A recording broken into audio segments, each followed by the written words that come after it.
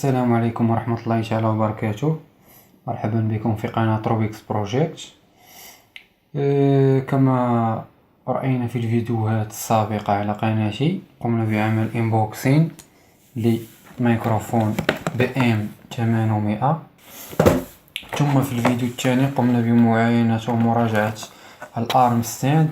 قمنا بمراجعتها أيضا مع البوب فلتر، هذا العازل الذي يعزل الصوت وبعد نفس الإنسان عن الميكروفون.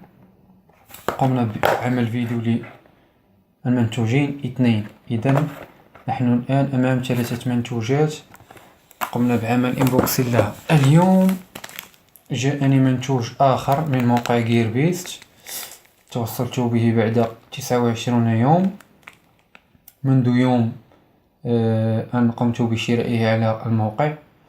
قمت بأداء ثمن هذه العلبة التي لا زلتم لا تعرفون ما هو موجود بها. علبة اليوم موجود بها فانتوم باور سبلاي، مهم بها 48 فولت. ما هو دور هذه الباور سبلاي وما الموجود في هذه العلبة؟ إذن ندعكم تكتشفون ما الموجود في هذه العلبة. هذه العلبة وصلتني اليوم في الصباح، إذن نكتشف ما هو موجود في العلبة. هنا فقط معلومات شخصية قمت بعدم إظهارها. مهم على بركة الله، بسم الله. إذن هذه هي الفانتوم باور. دور هذه الفانتوم باور هو إعطاء طاقة كافية لكي يشتغل الميكروفون بشكل جيد، ويقوم بإضعاف النويز، التشويش، low noise. بالنسبة للفانتوم باور كما ترى، فانتوم باور سبلاي ديزايند سبيسيالي فور اوديو، فهي مخصصة أصلا لإعطاء طاقة للميكروفونات، أي أنواع الميكروفونات التي تسمى بالكوندنسر ميكروفون، فهي مخصصة لكي تعطيهم طاقة كافية حتى يشتغل ولن يبقى الصوت ضعيف. يمكن أن نقول بالإنجليزية كي يلتقط السيجنال أوديو، ما يسمى بالفرنسي سينيال أوديو، يلتقطه بشكل جيد. مهم هذه العلبة 48 فولت فانتوم باور سبلاي ديزايند سبيشالي فور أوديو. هنا ستيبل لو نويز بورتابل أو بورتابل. هذه هي الفانتوم باور. بالنسبة لهذه الواجهة من العلبة مكتوب عليها نفس الشيء، 48 فولت فانتوم باور سبلاي ديزايند سبيشالي فور أوديو. هنا لا شيء. بالنسبة إلى هنا كما ترون أوديو واير، فالعلبة مرفقة بإكسلار كيبل فيميل تو مال به the power adapter. هذا هو الذي سوف يجعل الباور سبلاي تعمل، هو الذي سوف يعطيها الطاقة. وهذه هي الباور سبلاي 48 فولت فانتوم سوبلي. Here it's nothing special, but here it's something very important. مهم 48 فولت فانتوم باور سبلاي ديزاين سبيشالي فور اوديو. تكنيكال بارامتر باور سبلاي، هنا موجود الفولتاج والامبير، انبوت باور، اوتبوت فولتاج دي سي، نويز ليس دان 1.8، شحال تقدر تقص ديال النويز من الميكروفون.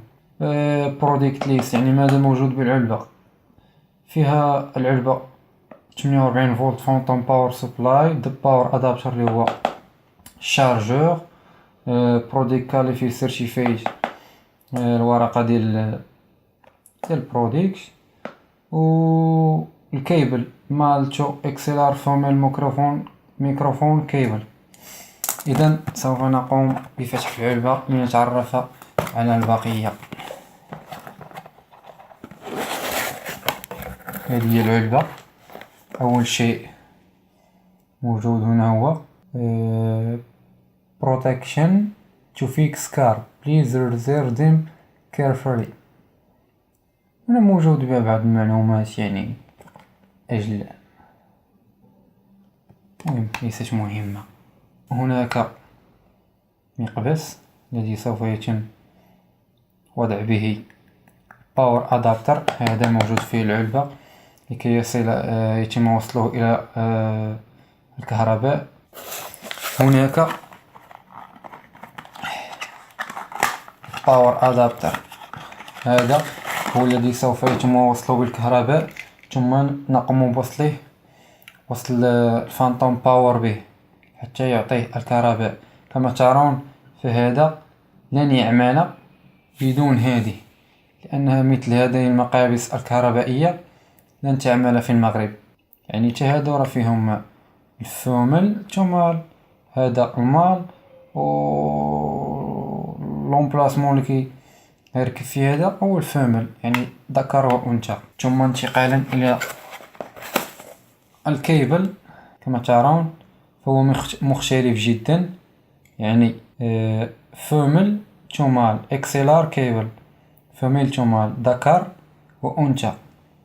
هذا سوف نقوم بوضع واحد جهة في فانتوم باور هنا، والجهة الأخرى وهذا سوف يتم وصل به الميكروفون، ثم الكابل الذي أتى مع الميكروفون مسبقا سيتم وضعه بجهة من جهة مقابس فانتوم باور، ثم يتم وصله إلى كارت الصوت.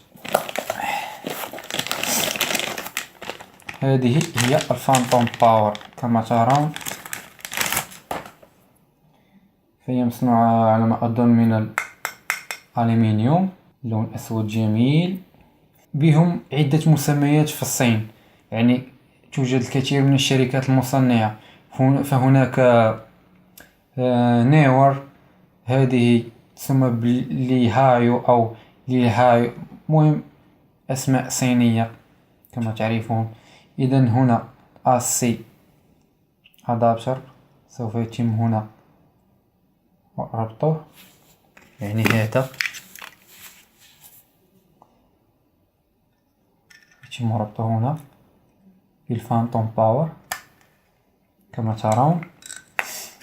هنا يوضع الكيبل اكسلار كيبل، هذا مال تفهمل يعني ذكر إلى أنثى، ثم هذا إلى الميكروفون يتم وصل به الميكروفون، ثم الكابل الذي كما قلت مسبقا تم إرفاقه مع الميكروفون سوف يتم ربطه هنا ليصل إلى كارت الصوت الخاصة بالكمبيوتر. إذن كما ترون اوتبوت انبوت، هناك زر كما أن هناك زر آخر هنا كما ترون، فهذا الباور. هناك مصباح صغير حتى تعرفون أنه يعني شغال أو غير شغال، وهنا اون اوف، من هنا يشتغل الفانتوم باور. إذن هذا هو الفانتوم باور، لديه بعض الأرجل من الإسفنج أو البلاستيك حتى يقف عليها بنعومة. إذن الآن سوف ننتقل إلى كيفية وصل الفانتوم باور مع الميكروفون. إذن الآن كما ترون هذه هي الفانتوم باور، سوف نقوم بربطها بالطاقة. إذن هذا هو الكيبل الخاص بالطاقة هكذا، ثم نقوم بوضع هذا الكيبل هنا، هذا المقبس عفوا، حتى نوصله بالكهرباء كما ترون. سوف أقوم بوصله بالكهرباء من بعد. المهم هذا هو الكيبل الذي تحدثت عنه. سوف نقوم بفك هذا الكيبل لاستعماله. سوف نستعمل هذه الجهة، هذه هي الجهة وهذا هو المقبس الذي سوف نستعمله.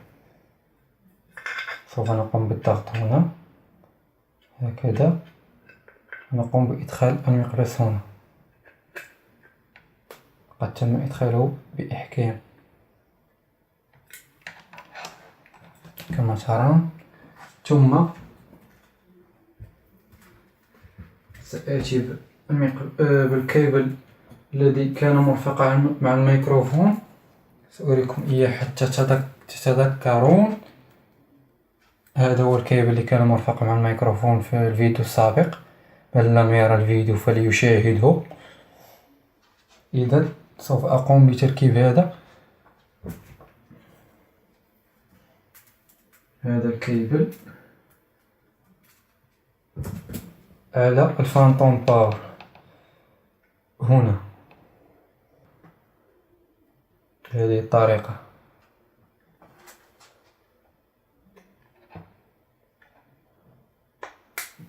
إذن ها هو تم تركيبه بنجاح. سوف أقوم بتشغيله. إذن إذا قمت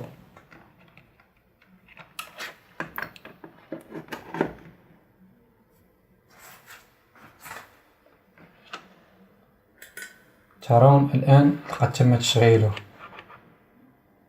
It's look like a blue screen.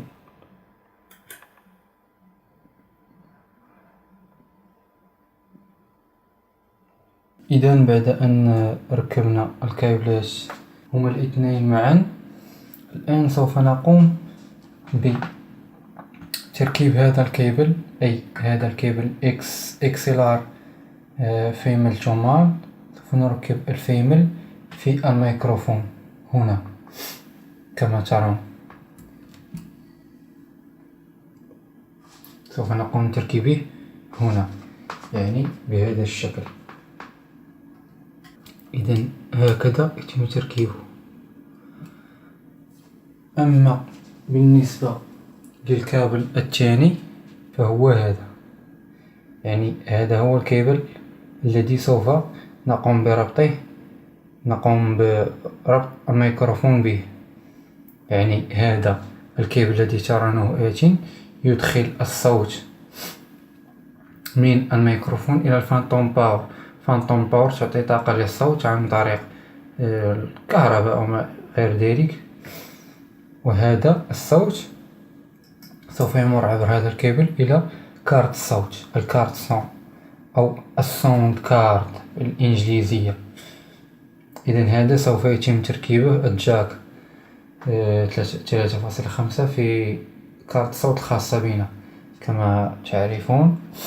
فبالنسبة لتجربة الصوت كيف هي، سوف نقوم بعمل فيديو آخر إن شاء الله نجرب فيه كيف سيكون الصوت في ميكروفون BM800 بعد تجميع كل هذه الأجزاء من ميكروفون وبوب فيلتر وحامل الميكروفون الفانتوم باور 48 فولت. إن شاء الله في الفيديو المقبل سوف نقوم بتجربة الفانتوم باور على الميكروفون، يعني سوف نجرب الصوت عن طريق أداء صوت أو مقطع غنائي أو ما غير ذلك مثلا. مهم نعرف كيف يعمل الصوت الميكروفون، لأني لحد الآن لم أعمل له فيديو أجرب به الصوت. نتمنى أن يكون قد نال هذا الفيديو إعجابكم. لا تنسونا بالمشاركة في القناة حتى يصلكم كل جديد وكل الفيديوهات التي سوف أقوم إن شاء الله بعملها على القناة. لا تنسونا بالدعم عن طريق الضغط على زر لايك، وكذلك نشر الفيديوهات على مواقع التواصل الاجتماعي. بالنسبة للفانتوم باور سوف أقرب الفيديو كما ترون. هذه الفانتوم باور، وهذا قمت بصنعه شخصيا هنا ببعض المسامير لتثبيته، فهي عبارة عن قطعة خشبية قمت بتغليفها بالثوب، يعني ثوب مثل الذي تصنع به الملابس. كما ترون في هذا هو الميكروفون إكمالي، هذا هو الميكروفون.